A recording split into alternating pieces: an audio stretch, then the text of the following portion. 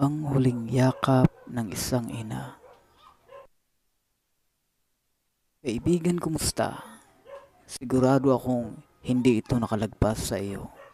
Sigurado akong napanood mo na ang kabuuan ng video na ito. At sigurado akong alam mo na ang punot dulo ng kwentong ito.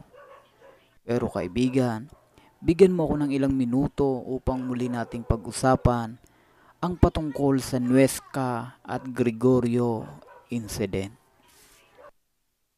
Ilihis lang natin ng konti ang ating kwento.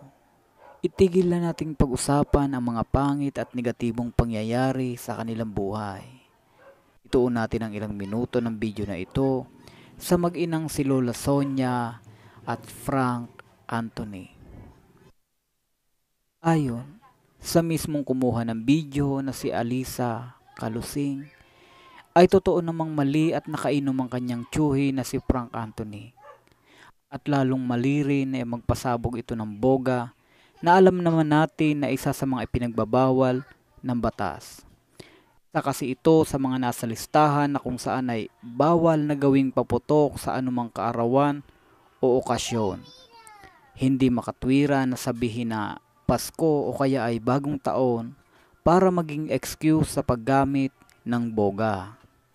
At nang malaman ito ng pulis na si Junel Nuesca, na kung saan ay sinasabi na matagal na nilang kaalitan dahil sa daraanan na sinasabi nilang rights of way or pagkakaroon nila ng tensyon dahil sa pagkaharang ng daraanan ng kapitbahay.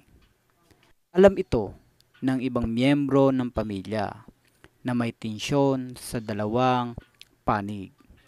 Kaya pilit nilang sinasaway ang nakainom na si Anton na itigil ang pagiging matapang nito.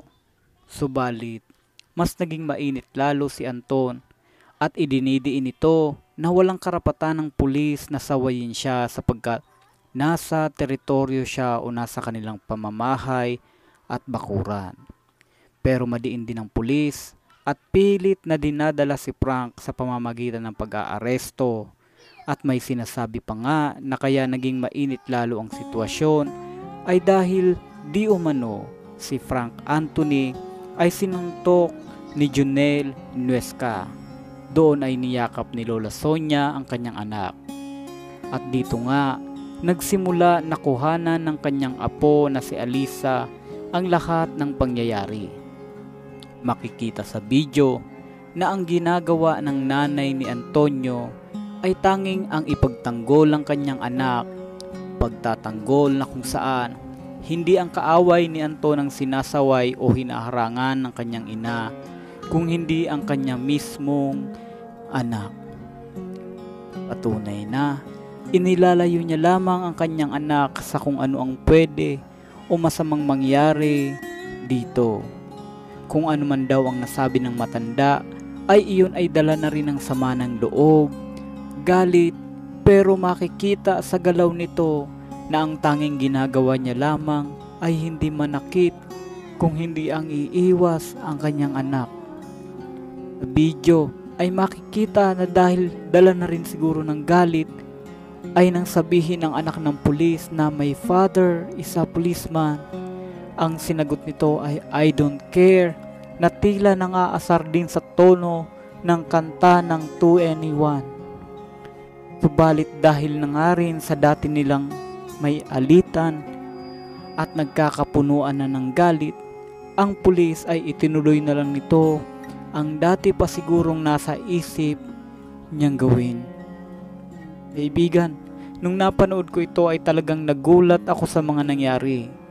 Pero sa paulit-ulit kong panunood ng video ay doon ko lamang napagtanto na ang ginagawa pala ng nanay ni Anton sa kabila ng tensyon ay ang protektahan ng kanyang minamahal na anak.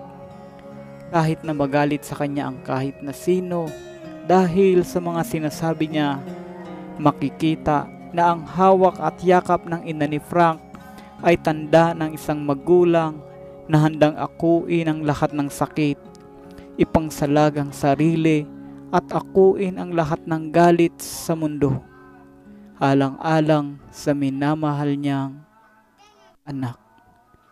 hanggang sa kanyang huling hininga.